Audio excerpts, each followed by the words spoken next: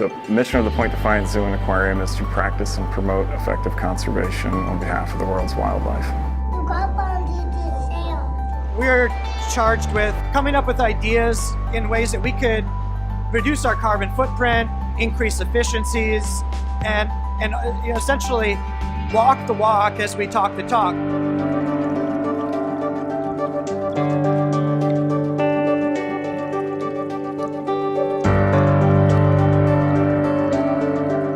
We use the 438 in our Aquatic Animal Care Center, all of our aquariums, our marine mammal systems, our pumping stations, our pools for our Asia animals, really anywhere we have a water pump or a motor that we can attach the analyzer to, we can use it, and we have used it. I just hooked up the 438, monitored the pump curve, made adjustments to the valves to bring it back in.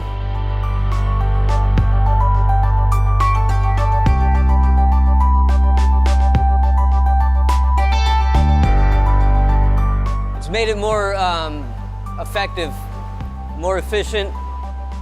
The information's better. It's allowed us to identify areas of inefficiencies and make corrections.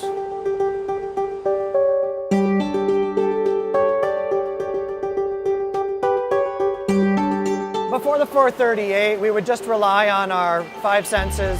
Walk into a room, what does it sound like? Can we hear any screeching of the motors? And now that we have the 438, we're able to utilize that in our maintenance schedule, attach it to the motors, and determine has there been any degradation of the pump efficiency and the pump curve? Is there any adjustments we can make to the valves? Do we need to replace the bearings, grease the pumps, and utilize all of those data that we get from the 438 to make educated decisions?